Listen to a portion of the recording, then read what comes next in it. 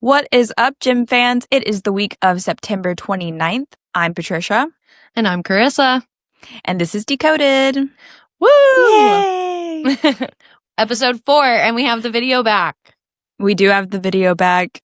Hopefully we don't eat our words and we get into posting. Actually, no. If there's no video, it's my crash out. I'm done. Riverside, I'm suing for mental damages if there's no video. I'm not kidding. Between that and the Echo, I'm going to lose it. And Echo over AirPods, girl, it's 2025. Get a grip. They're going to delete our video on purpose now. I better stop watching. Yeah, Carissa determined that we had a slight echo, and we determined that it was my AirPods the other week. So now I'm plugged in, the dark ages. Yeah, and if there's an echo, technology. Again, I'm suing for mental damages because when I tell you I was deep in the podcasting Reddit threads, deep when I found that out. Okay. All right. Let's get it. It's a Sunday. We got things to do, people to see. Let's get you your episode. Yep. So we are recording this a day early because I'm about to head off to World Team Selection Camp. And then a note that we will have our World Team Selection Camp recap later this week. So this episode will release like normal. Mm-hmm. This will release after the World Team for the U.S. women is announced. We don't mention that here. We will have a special episode for that because we record a few days before this. This is just the technical, so you know why we're not mentioning this. And although we do have some drama news with that too. So yeah, we do have a little tidbit, but just know you're going to get a full episode on it, full recap. Yep. Miss Patricia and fam are going. Yep, we are going. I'm packing up my child and driving 4.5 hours to Tennessee for you all. So yeah, Henry's really excited. He's so excited. He can't wait. He can't wait to be in the car for 4.5 hours. He's really excited. He's actually going to be the 4th member of this world team, just so you know. Yeah. Actually, we heard they changed the rules. They now accept, what is he? 6 months? Almost 4-month-olds. Yeah. Okay. Enough. Anyways. You should see his tripod standing. It would absolutely win floor. And I bet his mobility skills are insane. And I bet what is it? Your motor skills, your fine motor skills? I've seen him. They're good. Oh, yeah. He's doing good. There. He's doing good. Although he refuses to roll over, but he will sit supported and do tripod sitting. So it's kind of funny that he refuses to roll over because his head is big. And so you think it would just lead him. The fun fact about my child is that we haven't gone to his 4-month appointment. But at the last appointment that we went to, when we went in to get him checked out for these bumps on the back of his head that ended up being his lymph nodes that are normally occurring. Shut up. Babies are so weird. I love him. I love him. I love my nephew more than anything in this world, but babies are so weird. They have a hole in their head and you can see their lymph nodes. And they don't have any bones. No, they don't. They're just they're just developing. But the last time our doctor was who's actually also a friend of ours, but she was like, did they measure his head, the circumference of his head when we were in the little triage measuring area before they take you back? Yeah. And I was just like, no. And she was just like, And then so she measured it and then she put it into the chart thingy and she was just like, the rest of him is in the 40th percentile, 40th to 50th percentile of everything. His head is 90th percentile. And I was just that's what happens when you get two really smart people together to have a child. Johnny was happens. Just if he's not smart, I don't know what to do. Maybe he'll be a smart gamer or something. I don't know. He could use his brain for something else. Although I do. But I also feel like it looks bigger because he has such light hair that he looks bald. So I feel like there's nothing at all to cover his head. Yes, my little ginger baby with his bald. It's actually it's blonde / in a certain light you can see that the ginger is coming in on top, but it's only ginger back here. And so it's just slowly coming in, and right now he just looks like Megamind. Yeah, so. But he's a really cute Megamind. He's the cutest. Okay. Loves him. All right. Okay, back to the plot. Let's move. Let's go to what people actually came here for. Our sticks and wobbles of the week. So let's start with our wobbles. And since we just talked about my baby, I will let you start with your wobble, Carissa. All right. My wobble is, we're going to get into it, so I'm not going to go into it a lot, but My wobble is that Claire Pease rolled her ankle. I'm sad about Hesley as well, but I was excited to see what Claire Pease would do at World Team Selection Camp, and I am sad for her, and I just thought it would have been a cool opportunity for her to kind of see if she could step into maybe a team role. Yeah. I did you notice my tribute to Claire? I did. And I love it. Beautiful white scrunchie. So yeah. Claire. We're thinking of you, Claire. We will get into that in a minute, but yes, we're Claire. So that's my wobble. What's yours? My wobble is, this was kind of hard for me to figure out. I was going to say the U.S. getting trounced in the Ryder Cup, which is currently unfolding on my TV, but they're actually making a decent comeback. I don't think they're going to win still. But that being said, I don't know actually what's going to happen by the time this is published. So what I say could be wrong, although they did get relatively obliterated all week. Yeah, I feel like it's safe to say that they weren't playing their best. No. But that being said, I was in the shower the other day and I had I looked down. I felt like something plop on my foot. It's so weird, but it was actually like some hair. And so I'm pretty sure my postpartum hair loss has begun. So I really hope it doesn't continue as, like they say basically like you grow extra hair. Like you grow a lot of hair because of all the hormones when you're pregnant. And so after you're pregnant, like with all the like drop in hormones, blah, blah, blah, the fluctuations, whatever, you lose a lot of hair usually. So, so I usually you get like a strand here, a strand there when you're in the shower or something. I mean, like it was like a decent bit. And I was just like, oh no, it's happening. So you need to get Divvy, 1. 2, I want to say you are the master of surprise because I once again had no idea where that was going. And I was like, Patricia, if you're stunning enough. But then you said hair and I was like, oh, okay. Yeah, I wasn't getting any. I was like, nothing inappropriate. What are you saying? No. I was so scared for a second. No. But I still cannot believe that it came out in a clump like that. I can because I've seen it, but you should get Divvy because I've heard it helps a lot with that. So shout out to Chris's old boss. Do you have like a whole box of it? Please send me some. I actually have a lot. Yeah, I can send you some. I'll send it. Please do. It's nice. I'm gonna get my hair cut tomorrow to mitigate it. So next week I will have shorter hair on this podcast. Well, we can't even tell right now because you look like a slick back queen. Whereas kind of am giving what's his name from Mulan? Shang? Yeah. How did you know that right off the top of your head? I'm a Disney fan.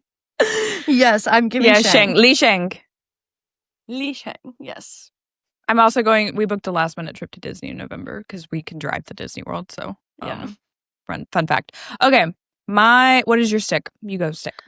My stick is seeing these insane grip routines. I watched Kayla DiCello's the other day and I was like, balloons?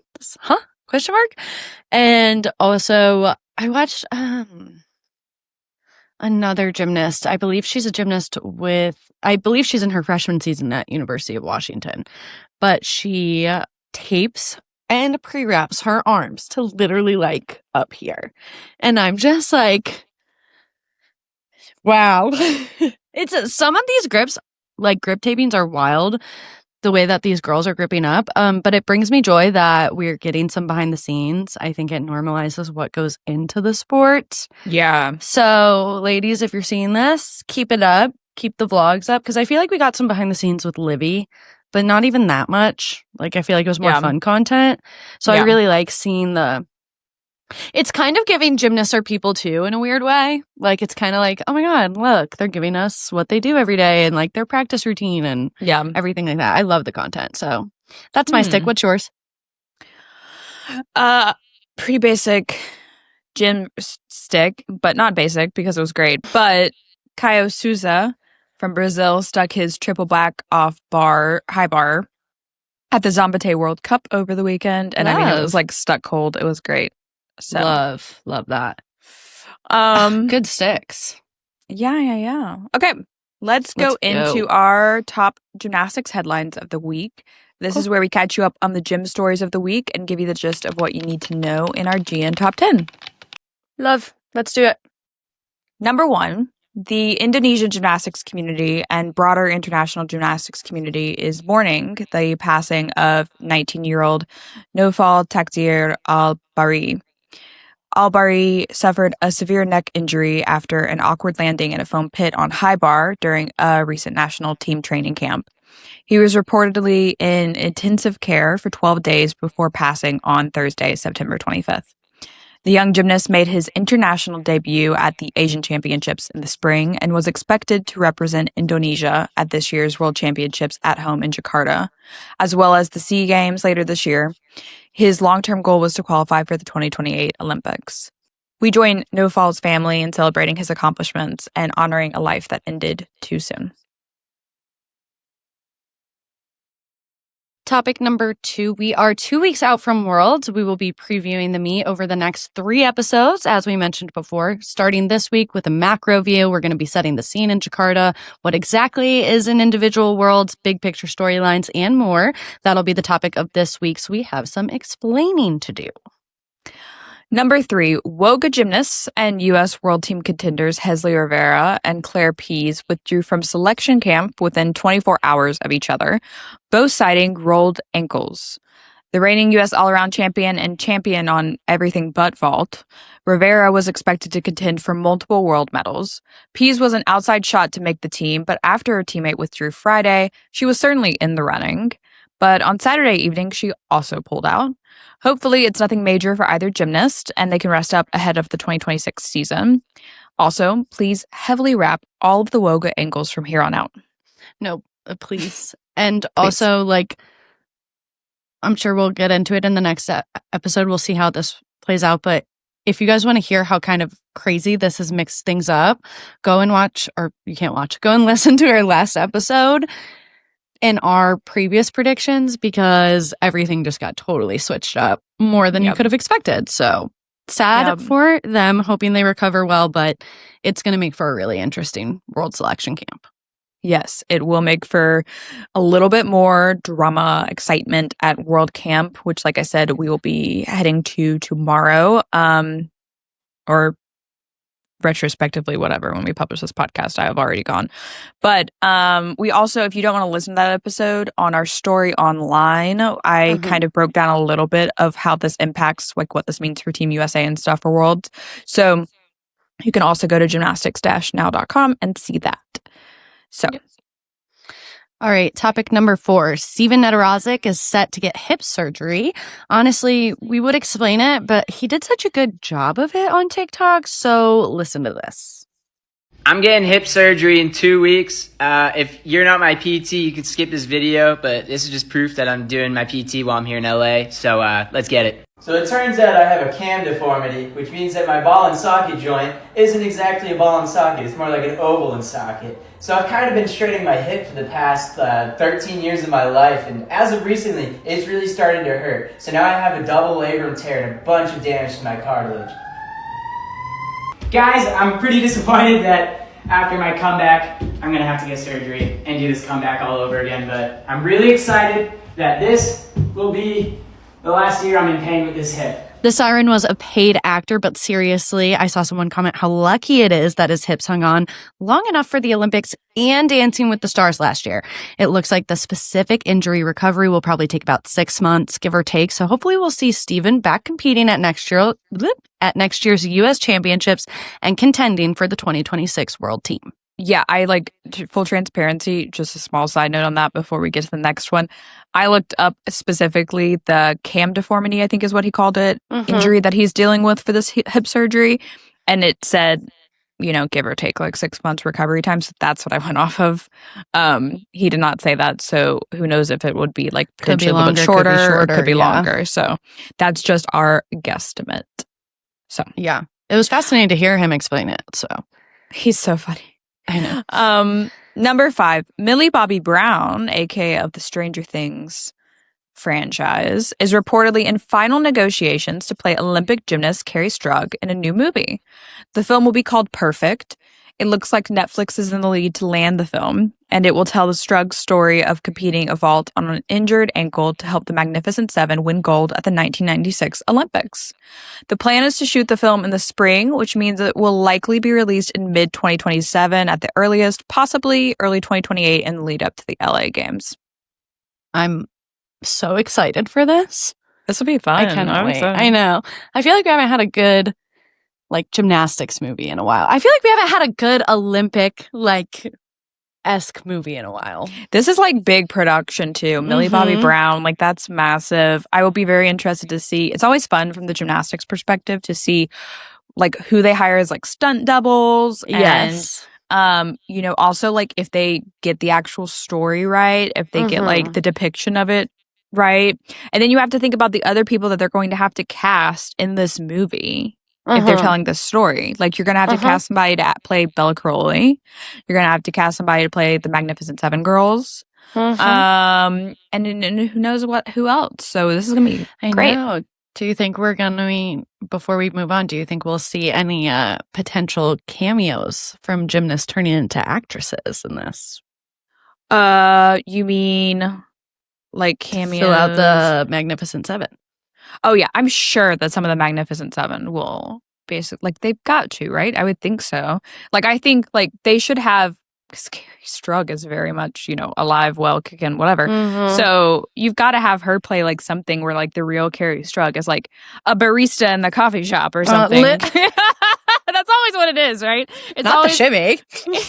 Not the...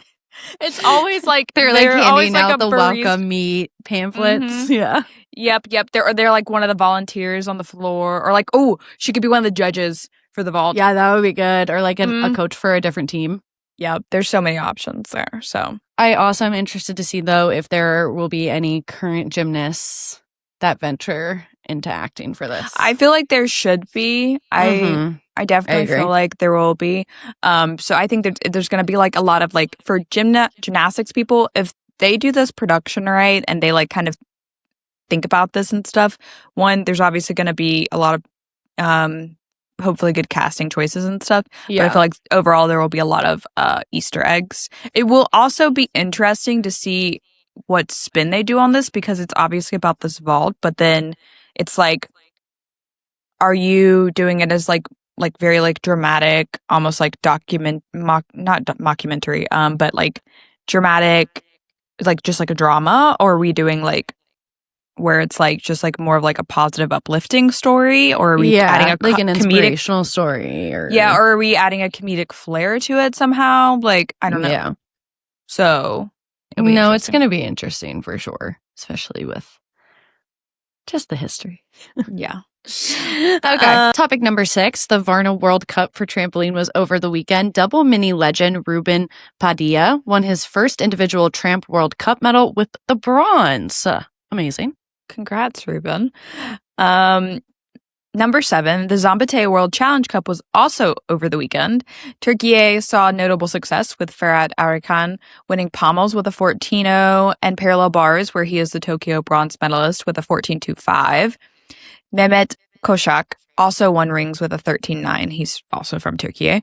The high bar final is worth the rewatch alone after Kazakhstan's Milad Karimi won with a 14.75. Colombia's history maker Angel Barajas won silver, a 10th back, and Chile's Luciano Letelier won bronze in his first World Challenge Cup final. On the women's side, Paris Olympian Zoya Sekai of Hungary won bars by 4/10 with a 13.65, including a floaty piked Jaeger and a stuck full twisting double back. Brazil's Flavia Saraiva was excellent on beam for 13.8 in the gold by more than half a point over Spain's Alba Petisco, and Romania's Denisa Gogoda was golden on floor less than a year after she resumed elite training. Oh, wow. Fab. Very nice. Love. All right, let's switch over to number 8. Reigning Olympic pommel horse champion Rhys McClenaghan. Oh, yes! The McClenaghan always gets it. I'm not good at pronunciation, so that's a win. But I know you got, I know what, oh wait, hold on. I know why you got Rhys though. Why? You've read Oh, yes. Whatchamacallit, right? Yes. Yes, I've read ACOTAR. Is it ACOTAR? Yes, it's ACOTAR, yeah. Well, of course I've Here. read that. I love Rhys. Rhys is Reese. Everybody's favorite is Reese. Rhysland. Well, Rhysland. I will always call him Rhysand. Rhysland in my head. I don't know the correct pronunciation. Everybody says I think it it's on actually TikTok, but I think it's actually Rhysand. yes. I don't know, but anyways, every time I see it, I think of Rhys. Actually, like Rhys McClenaghan of Ireland. So that is. Okay. Love. No, not that one. I know. I'm Every messing time with I see you. the name, I think of Rhys. Not you turning the color of a tomato. The rest of it, no. No. I'm so dead. No, not at all. Anyways, okay. Sorry. Like I said, I'm a personality hire. I'm here for comedic relief. Anyways, the reigning Olympic pommel horse champion Rhys McClenaghan of Ireland said this week that 9 weeks after shoulder surgery, he's finally feeling like a gymnast again. Double somersaults are back on floor, backwards tumbling as well, and he's touching the pommels at least. I'm doing the long gymnastic sessions. I'm feeling like this is my job again, and I'm loving it. Let's go. 9 weeks on, we're in positive mood still. Woohoo. You go, Rhys. Big fan of your name. No, you gotta include those. So funny. Okay. Number 9, Special Forces, World's Toughest Test premiered last week, and Shawn Johnson-East and husband Andrew East are on this season. If you don't know, this is a show where celebrities take on demanding training exercises led by an elite team of employees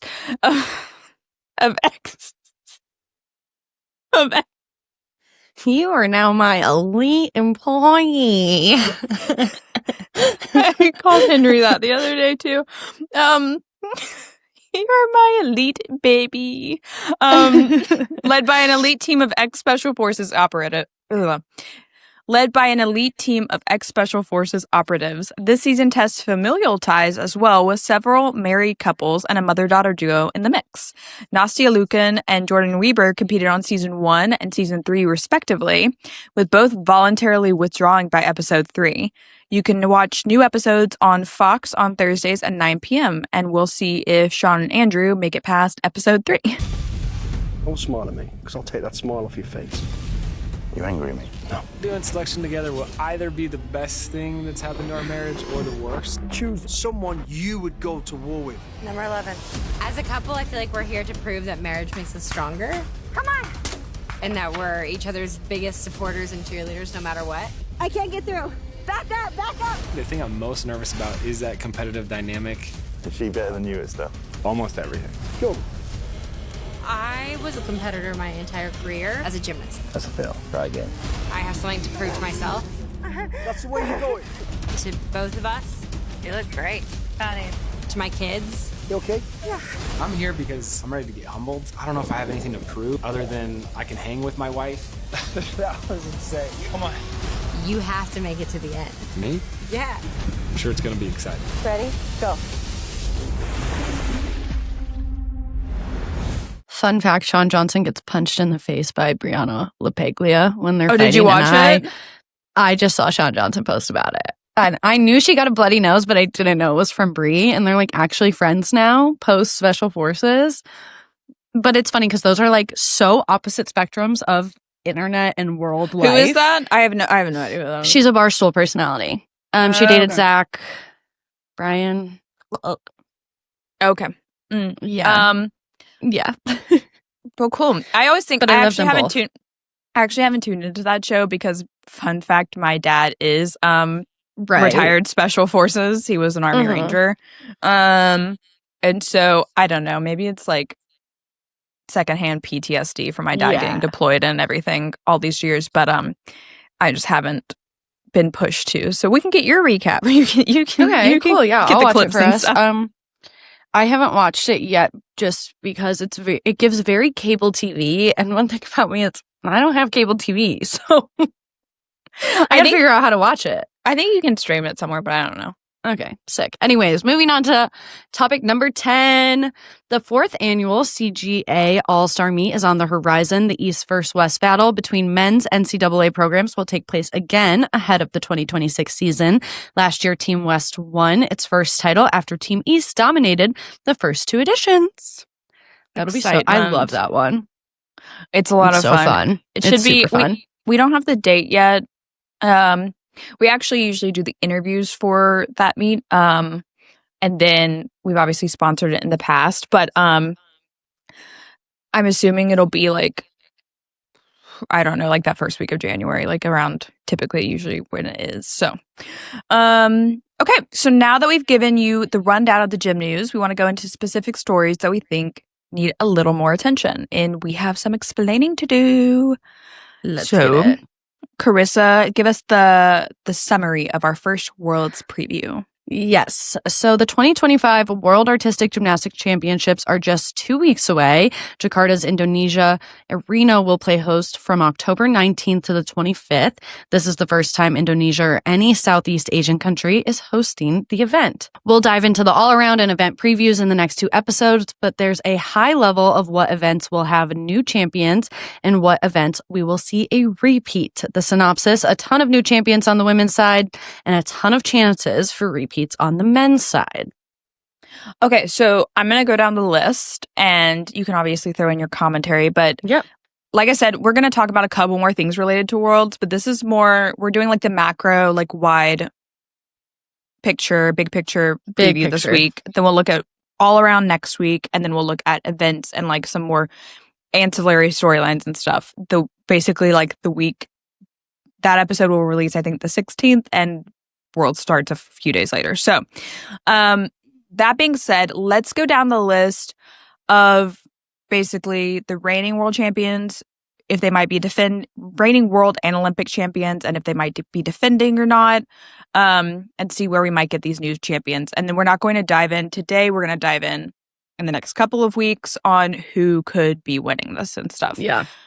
I include in this list, we included the reigning Olympic champion, as well as the past few world champions dating back to basically 2021, which was the last individual worlds. So 2021 was an individual worlds, 2022, 2023 were worlds, obviously team competitions. And then 2024 was the Olympics. We do not have a team competition at this meet. This is an individual worlds, which means that it does not have a team competition. That's it. Just tradition for post-Olympic worlds. Okay, so in the women's all-around, of course, and this is kind of going to be a repeat. This is a trend in the women's that side. you'll be seeing.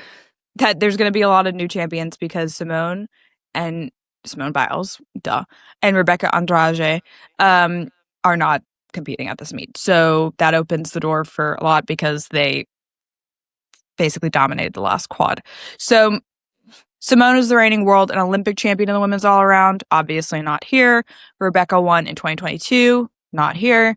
Angelina, they are here on the planet, but just not here in Jakarta is what I mean. And then Angelina, the politically correct journalist, and you just can't help yourself, and it kills me. You get so scared. I want to make sure that you know that they are here, just not here. Okay. Angelina Melnikova won in 2021, is here, is my note. She's still with us. She will be competing. She right? will be competing, yes. Okay. I was like, wait, now am I wrong? Okay. In the men's all-around, while there's going to be... Angelina could win the women's all-around. I'm not going to... We are not diving into it this week. Patricia, stay focused. But... Quick, go. Men's all-around, exciting competition is expected. We have the 2021 world champion, Zhang Baheng, of China, and 2022 and 2023 champion Daiki Hashimoto of Japan, as well as reigning Olympic champion Shinosuke Oka. They're all expected to contend. They will all be in Jakarta. Excitement everywhere. Women's vault, we will have a new champion. Simone won 2024. Rebecca won 2023 Worlds, 2021 Worlds, Tokyo Olympics. Jade Carey won 2022 Worlds. All not there. So, new champion. Women's uneven bars, we will have a new champion. 2023 world champion Chiu Ki-yuan, and 2021 and 2022 champion Wei Xiaoyuan are not competing. And then reigning Olympic champion. Okay, I said new champion because I want to add a clarification. We will have a new world champion. Kalia Namor is competing. She's the reigning Olympic champion, but she has never won a world title. So Yes. it'll still be a new That's champion. the difference. Nina DeWall, just for a point out, is retired. So she's not competing. She retired earlier this year. Women's balance beam, we have Alice D'Amato, who could possibly win. She's the reigning Olympic champion. 2023 world champion Simone Biles not competing. Neither is 2022 champion Hazuki Watanabe and Urara Ashikawa of Japan. So Alice could make a stand, or we could have somebody else win beam. So that'll be interesting. Women's floor exercise, we will have a new champion. Simone Biles, of course, won 2023 Worlds. Jessica Gadarova won 2022. Mai Murakami won 2021. And Rebecca is the reigning Olympic champion. On the men's side for floor, we have reigning Olympic champion Carlos Yulo and defending world champion Artem Dogopiat, both competing. Men's pommel horse will have a new champion. This is where it gets funny, Carissa, because I didn't even mean to, but we mentioned Rhys and Steven in the top 10. And of course, Rhys is out with injury, like we discussed. He won 2024 Olympics and the past 2 Worlds, so he's like dominated for a long time. Yeah. And then before him was Steven, coincidentally mentioned both of them, like I said earlier in the show. So Steven won in 2021. So we will have a new pommel horse world champion. Yep. Rings 2021 world champion Lan Xingyu is competing, as well as 2022 world champion Adim Asil of Turkey. Men's vault, another exciting men's final. We have reigning Olympic champion and 2021 world champion Carlos Yulo competing, as well as 2022 world champion Artur Davtyan of Armenia. Carlos Yulo is, of course, of the Philippines. And 2023 world champion Jake Jarman of Great Britain. Men's parallel bars, Zhou Jingyuan, aka the GOAT, the parallel bars GOAT, 2-time reigning Olympic champion and 2022 world champion. He's actually won 3 world titles overall. He's just been around for a hot minute. Will be there. 2023 world champion Lucas Dowser, not there.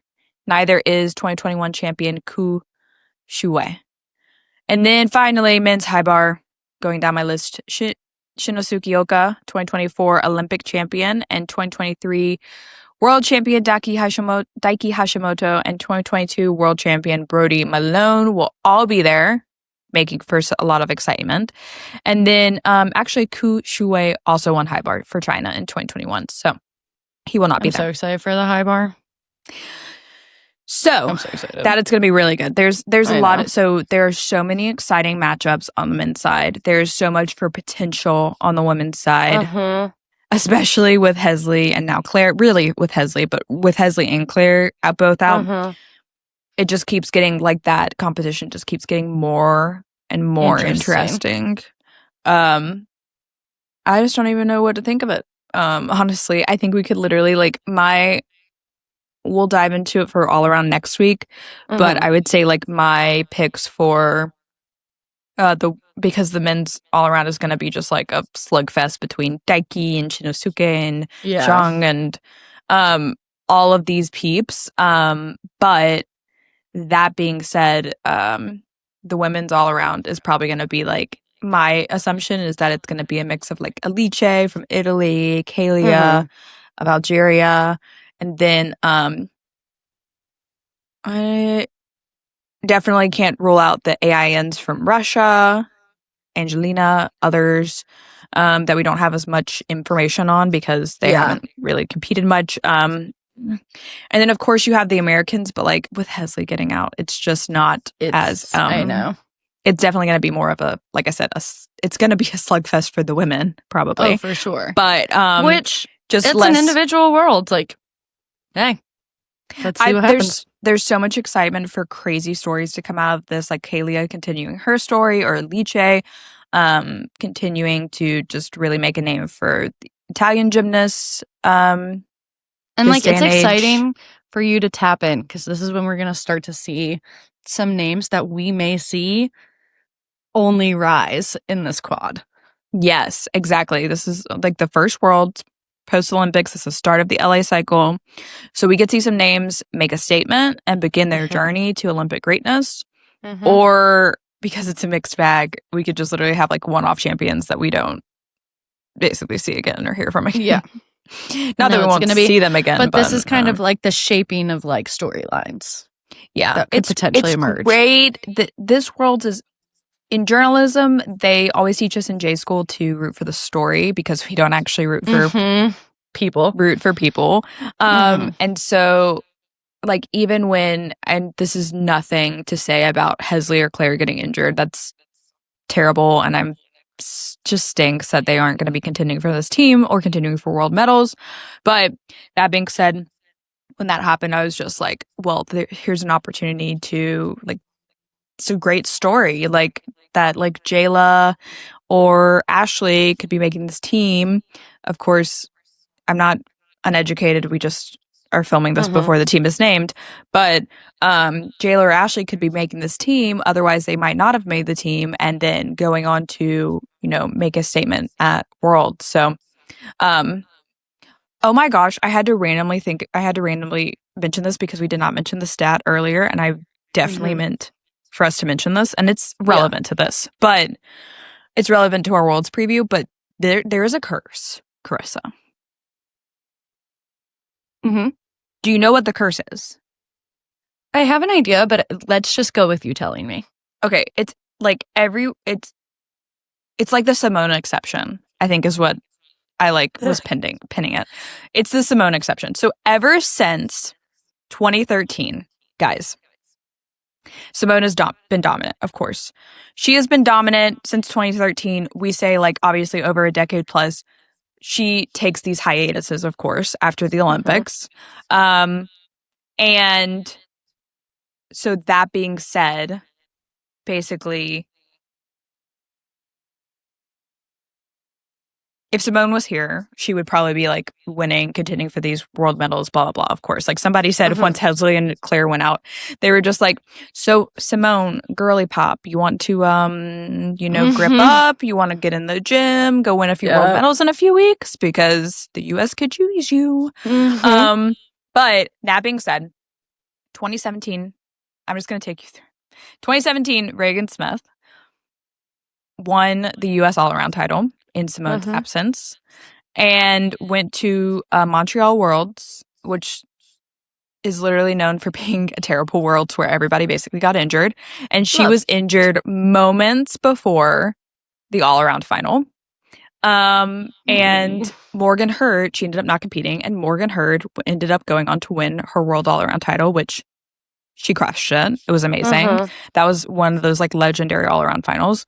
But so Regan Smith, the first one since Simone's dominance started, that won the U.S. all-around title in her stead and to not end up competing for any world medals because she got injured. 2022. So Simone continues her dominance, blah, blah, blah, blah, blah. 2022, Connor McClenaghan, back injury, out of world selection camp. Does not contend for any world medals when she should have after winning the U.S. all-around title in Simone's absence. And then 2025, Hesley Rivera wins the U.S. all-around title and a bunch of other stuff and gets injured, rolls her ankle, is out of contention for the world team and world medals in Simone's absence. So it's basically like if you're not named Simone Biles and you win the U.S. all-around title, it's a curse. You get no world medals. You do not get to compete for world medals. You do not get to compete at Worlds, basically. I mean, Regan competed at Worlds in qualifying, but she did not actually get to contend for world medals. So it's bad. Like, I'm just like, once, twice, 3 times? Yep. There was a superstition in cheer that was like that. It was like if you won or if you got second at NCAA in Texas, then you won Worlds. I do think I remember that because Carissa and I both come from also cheer backgrounds. And I remember when I was covering cheer, something about that. Yeah, you don't want to win NCAA, which is so funny. I mean, like you do because you get the jacket and stuff, but it's pretty much like if you win NCAA, in cheerleaders' brains, you're not winning worlds. It's really weird. It's just like this mind, like it's crazy. It's such a mind thing, but it's just weird coincidences. But we're also like gymnasts and cheerleaders are so superstitious. I mean, we have to be with where we're putting our bodies through. Yeah. Like our sport is like on a 4-inch beam and on top of people. Like it's not normal. So it's crazy. I just can't. I like as soon as it happened, I immediately like as soon as Hesley announced that she was out, I was like, I immediately started thinking back about it. And then of course, like people started tweeting about it and talking about it and stuff. And I was just like, this is insane. And like I was like, it's like the Simone exception or curse or coincidence. I'm sure I'll post a graphic about it. I might already have it up on our pages by the time this is published, but that's crazy. It is crazy. Okay. Going back to that's the curse. Going back to some of our talking points for Worlds for like this high level look. Of course we have the cutie little Nodi, our mascot. We have our Move to Inspire theme song, which is growing on me. So she's listening to it every day. Move to inspire. Oh, no. Carol. Get on to the next talking point. Jakarta. Okay, let's talk about time change because that's big. Crazy. Jakarta is 11 hours ahead of US East Coast and 6 hours ahead of London. So it's basically a day of travel for the US peeps, a bit less if you're traveling from Europe, but either way, massive adjustment for those traveling from this side of the planet. Yeah, no, that's insane. And then, like, I'm going to be nocturnal because if you hadn't listened to previous podcasts, I would typically go to Worlds, but I'm nursing a child, so I'm not going. We have other people going. But so I will just be up. It'll be like 11 a.m. Jakarta time, and I will be up at midnight just getting ready to start my day of covering these meets. So, yep. But that's a harsh adjustment. Thank you. Our hero. Gymnastics Now's hero. That's a harsh adjustment for the athletes. So no, it's tough. I remember my best friend Reagan's she was on Team USA tumble team. And they went, I don't remember what worlds it was, but she's been a couple times, and they were going somewhere pretty time differency, and I remember her coach was having her starting to train on like a weird schedule to try to adjust her body because they couldn't get there super with a lot of time to adjust. So yeah, I'm sure they're all prepping already. Yeah, I believe that there is I was trying to see, I remember seeing something about it, but like of course they usually have like prep camps. And I was looking at where the prep camp is for the US, but I'm pretty sure they basically, I don't know, I don't see it. I think they're actually going to Japan though, maybe. Yeah. So like I think they might, at least the men's program, maybe both will be like traveling somewhere. And so like if they go to Japan, then obviously they kind of get more on that time schedule. And get a little bit more time to adjust. I don't actually know if that's correct or not, but I think I heard that somewhere. So all that to be said, that's important. I remember in Doha, I got wrecked in 2018. I flew over there and they had already started podium training. And I was supposed to be at podium training doing like video and stuff. And I was like, I have to preserve my sanity. And I passed out in that hotel. Yeah, so now when I go to Worlds, I always arrive like a few days before even podium training starts because you have to like usually adjust to your schedule. That insane time change and stuff and just like getting situated elsewhere in the world and stuff. So, yeah. But on the bright side, the arena looks like a starburst. So anybody who's there is going to be really awake because the arena is so vibrant and bright. You can't not feel awake in there. It's just straight like orange with pink accents. Orange, I remember straight orange. Orange. So you're from Georgia. There's no way you say orange. I said orange. I think it was just like the way I just like was like casually talking. But she said I'm from the East Coast.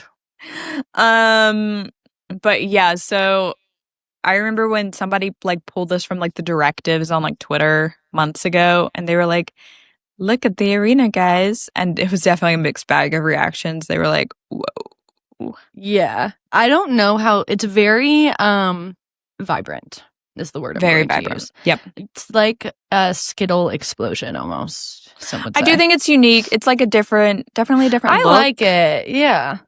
I will say What was sometimes like, what were you saying? Was there an Olympics where some of the stuff was pink, or am I making that up? I think that was London. Yeah, wasn't it?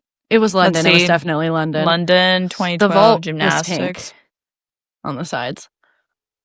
Yes, it was Yeah. London. So that I mean think- that looks great. Yeah. It ended up being very, very good. I think it will be honestly probably good because there's nothing worse than being in a dark arena when you're already dealing with time adjustment and like weird fluorescent lighting. That talking about that alone is enough to give me a panic attack as a former athlete. But Yeah. That's what I was literally going to say is I was thinking back to like Montreal, how dark it was.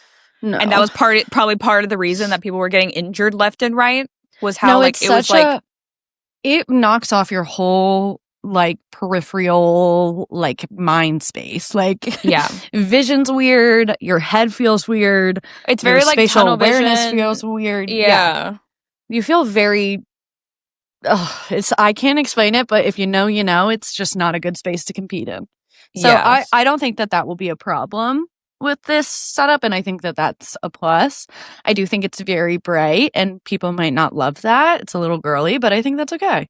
I'll be very interested to see how it photographs on our end for like our galleries and all our graphics and stuff. Yeah. But you know what? Why not? Let's have fun. So Yeah. it's sports. Let's have fun. I like So, it. My other talking point, what will the crowds be like? I don't know. Yeah. Part of me wants to say not good, and the other part of me thinks that it's going to be awesome because it's the first one in Southeast Asia. Yeah. I don't know how their marketing's been. On one hand, like as far as like social media and stuff goes, it seems to have not like their graphics and stuff are good and stuff. That's Yeah. not what but like as far as like marketing in advance and stuff, I think tickets only recently came on sale. So that's concerning versus like I think Rotterdam next year is already like about to like start selling tickets. Yeah. So I almost drank my coffee out of a Rotterdam cup today. Oh, you should have done that. Would have been perfect. Does that mean I should go to Worlds in Rotterdam? You absolutely should. Let's go. Fine, I will. Fine, I Woo! will. Sue me. I'll do it. I'm so pumped. I'm so excited for Rotterdam. know. We will work to get you there, Carissa. I Dude. will absolutely work that. It'll be my what? Is this my third year with you coming up? Yeah, in January. It'll be 3 years. Is it 3 or 4? It'll be 3 this in 2026 and 2027. It'll be 4. Wow. So fun. You got to come to Rotterdam with us. We'll figure Fine, it I'll out. go. Yeah. So, Twist but- my arm. But yeah, I just don't know what these crowds are going to look like. I admittedly have not done the like exchange, like the exchange rate or whatever Yeah. for what these tickets would cost in US dollars. Things seem to be relatively like more affordable over in Jakarta for like the US dollar Yeah. to Jakarta's currency. But so that's always a big question mark is if they're like affordable for people in Jakarta to be able to go. Yeah.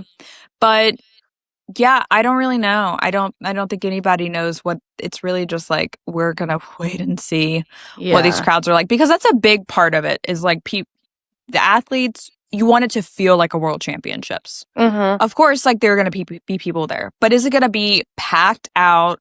People are like screaming their lungs off, like just going wild, really supporting everybody and stuff. I think Liverpool had a great atmosphere for Worlds. I don't know about Antwerp. I honestly don't. It doesn't stand out to me, but Liverpool was really good. But yeah, so We'll who just knows? have to wait and see. We'll see. Wait and see. But yeah, so like we said, this is an individual Worlds. We could see really the start of like some great future Olympic stories for LA, where it kind of like started here. Or this could kind of be that one-off for those event specialists who come and have a great meet and get to come to a worlds that they otherwise might not be able to come to, or, you know, they might end up not qualifying for the Olympics because there's just so few quota spots for the Olympics. And also smaller countries and federations kind of get a chance to make an impact. So, like, Indonesia hosting this Worlds. Yes, so cool. I'm excited. It'll be a lot of fun. I hope that they do something in honor of Al Bari. I know. I think they will. Yeah. And that's also kind of why I think the turnout's going to be really good. I hope so. I think it's a good way to honor him. Yes. It's like all basically in his honor at this point, I think, is basically what everybody's talking about. And absolutely rightfully so.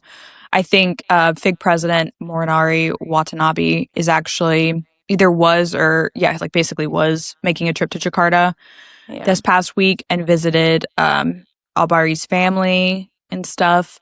So that was very emotional. He was actually, you could see Watanabe, like, I think he was actually like visibly emotional. Like, super upsetting. But yeah, so hopefully they do some things to honor him. And of course, I hope that it is a great Worlds in his honor. Same. And that everything goes really well. So, yeah. Okay, finally, let's transition to our last segment of the episode where we get to dive into more of a pop culture / real life headlines in the gym world. And gymnasts are people too. All right, so our first topic, congratulations, are in order to Great Britain and Jamaican and UCLA gymnast Danusha Francis, who gave birth to a baby boy, Solomon, with husband Elliot Reed on September 23rd. Congratulations! Him and Henry can be friends. Let's meet up at meets and have play dates. So fun. Petition for childcare at meets. So yes, let's have some childcare at meets. That'd be great. So I can put my husband to work. Literally. JK, he's the childcare. Yeah, so. Okay, and then our other gymnasts are people too story, really just kind of an endearing, warm moment. But Ireland's Rhys McClenaghan, we have talked about Rhys a lot this episode. I was just about to say we're giving fans of Rhys. This is just the Rhys episode. Rhys show, yeah. We love you, Rhys. We just figured it out. Put Rhys on the thumbnail. No, literally. I was just thinking that. I was going to tell you at the end. Rhys on the thumbnail, and then we'll see who else. But he recently got a visit from Great Britain's Lewis Smith and Dan Keatings and shared the sweetest photos of baby Rhys with them in their prime. He captioned it, "Never underestimate the impact you have on others' lives. These two have impacted me more than they know." So I love it. I love a full circle moment. These precious baby Rhys photos with them just... it tugs he was at the your cutest heartstrings. kid, and it's crazy to see. It's just insane to me. These are always insane to me. It's just like the Joss and Simone thing. Like it's like I'm trying to blah blah blah. I'm trying to think, but basically, like I think it's Joss doing like a standing full or something. And oh my gosh, yes, and she was like Simone Biles is like her hero, and then Simone like tweeted it. And then they end up being teammates, training together, all of these things. But like, these are always insane to me. Like what Rhys said is absolutely true. You just never know who you're impacting. No.